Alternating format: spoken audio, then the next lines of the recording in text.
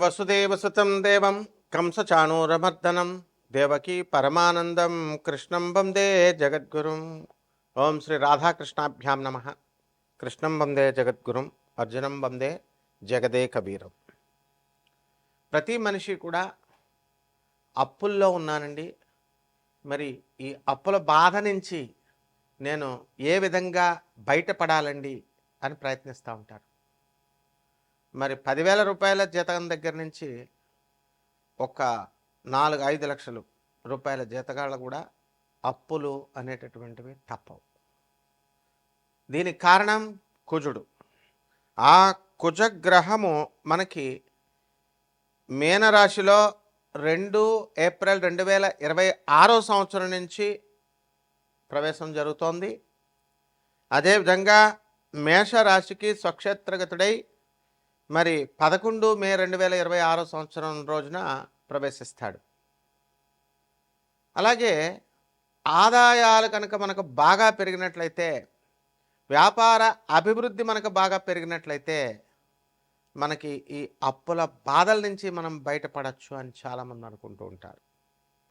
కానీ విచిత్రం ఏంటంటే, మీకు ఆదాయాలు ఎంత బాగా పెరిగినప్పటికీ కూడా ఖర్చులు కూడా మీకు తెలియకుండా ఖర్చులు అయిపోవడం అనేటటువంటిది సంభవిస్తూ ఉంటుంది.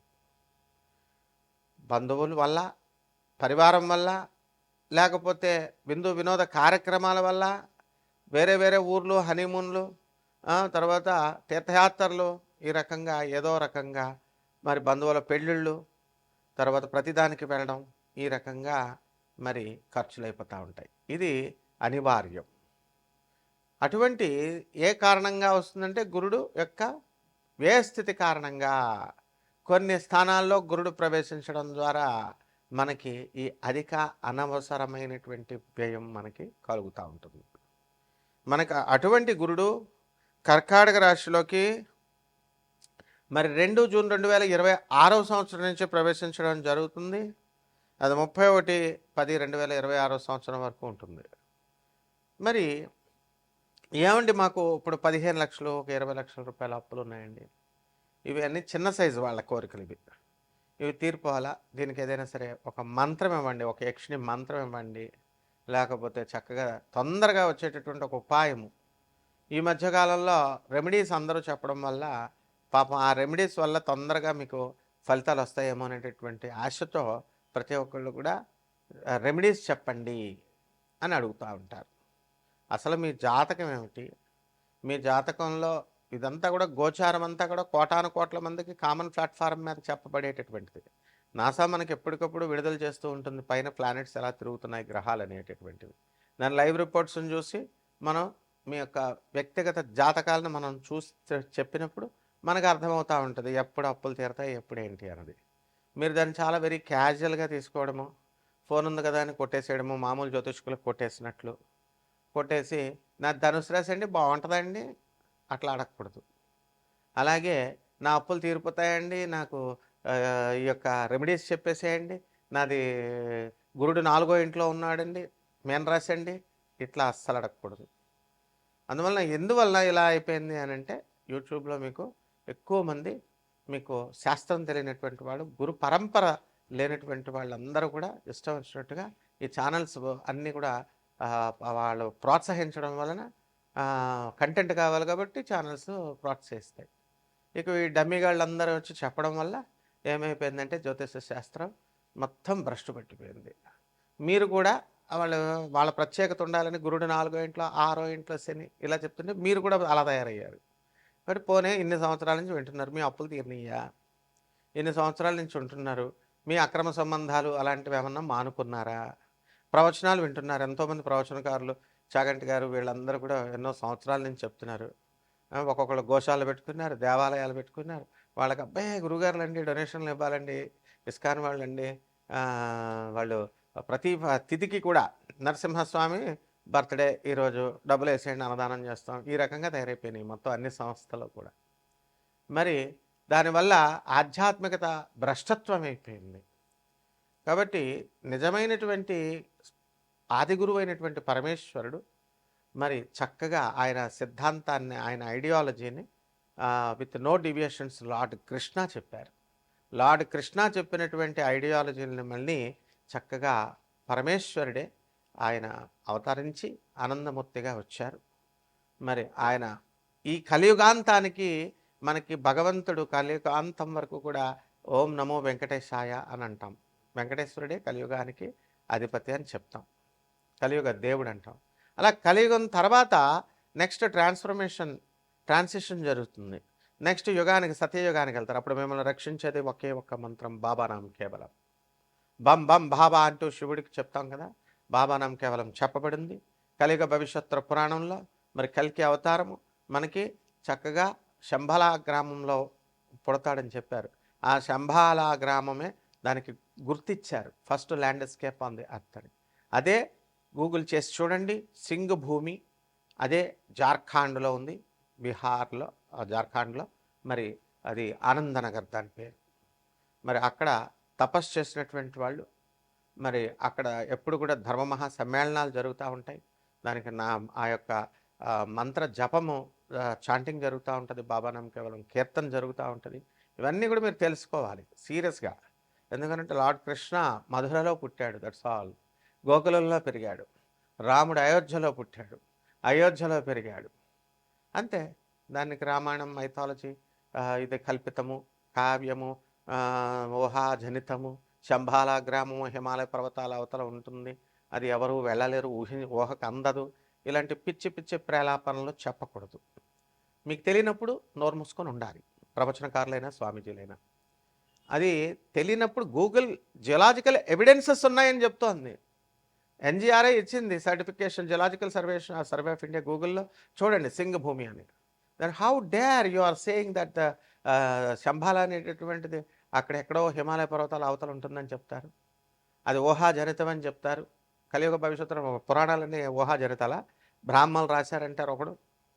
వేదాలన్నీ కూడా 4 శ్లోకాలు చెప్పేసి ఇవన్నీ కూడా ఆవిర్భవించేసి శివుని యొక్క గంట ఢమరక నాదం నుంచి వచ్చినాయి అని చెప్పేటటువంటి వాళ్ళంతా ఎందుకు? రాముడు కల్పితం, రామాయణం కల్పితం అన్నప్పుడు ఎందుకు నోరెత్తట్లేదు? సో మీ జీవితాలు బాగోవాలంటే ఇలాంటివన్నీ, ఇలాంటి అశాస్త్రమైనటువంటి అవైదికమైనటువంటి ప్రవచనాలు చెప్పేటటువంటి వాళ్ళ ప్రవచనాలు విన్నా నాశనం అయిపోతారు. కాబట్టి ఇక్కడ మనకి స్వామి వివేకానందుల వారు చెప్పారు, రామకృష్ణ పరమహంస చెప్పారు, తర్వాత మన ప్రభాత్ రంజన్ సర్కార్ ఆనందమూర్తి గారు, తర్వాత పరమహంస యోగానందుల వారు, రమణ మహర్షి, జగద్గురు ఆదిశంకరాచార్యుల వారు, రామానుజాచార్యుల వారు, వీళ్ళ ప్రవచనాలు వినండి. ఇప్పుడున్న వాళ్ళు ఎవరిష్టం వచ్చినట్టు వాళ్ళు చెప్పే ప్రవచనాలు ఎందుకు వింటారు మీరంతా? ఏం మార్చారు మీకు? మీ జీవితాలను ఏం మార్చారు వాళ్ళు? ఏం మార్చగలరు వాళ్ళు? ఇంకా ఎదురు మీకు కాశీలో మడి భోజనాలు పెడతాం, కింద హాలు కడుతున్నాం, డబ్బులు ఇవ్వండి, పైన కింద ప్రవచనాలు చెప్పిస్తాం. ఇంకా ఇంకా ప్రవచనాలు చెప్పేవాళ్ళు లేరా? అశాస్త్రమైన ప్రవచనాలు చెప్పిస్తావా? సో పైన మనము ప్రవచనాలు చెప్పేటప్పుడు పైన మనం ఏం చేస్తాము, మళ్ళీ ఈ యొక్క హాల్ కడుతున్నాము, మడి భోజనాలు పెడతాము, కింద ప్రవచనాలు కట్టిస్తాము, ఇట్లా చెప్తున్నారు. సో ఇవన్నీ కాకుండా మీ అప్పుల మార్గాలు తీరాలన్నా, ఈ యొక్క ఆదాయాలు పెరగాలన్నా డైరెక్ట్గా శివుడి యొక్క ఐడియాలజీని మీరు ఫాలో అయినప్పుడు, కృష్ణుడి యొక్క ఐడియాలజీని మీరు ఫాలో అయినప్పుడు మాత్రమే వస్తుంది. దానికోసం మీ పర్సనల్ జాతకము చెబుతుంది. అండ్ దాని నుంచి రెమెడీస్ అనేటటువంటి కరెక్ట్ రెమెడీస్, ఇలాంటి పిచ్చి పిచ్చి వాళ్ళు చెప్పేటటువంటి చెట్టు పుట్ట మా దగ్గర హోమాలు చేయండి, 5 లక్షలు ఇవ్వండి, 25 లక్షలు ఇవ్వండి, all this nonsense remedies అన్నీ కూడా మీకు ఏం హెల్ప్ చేయవు. So what are the correct remedies అనేటటువంటివి తెలుసుకోండి.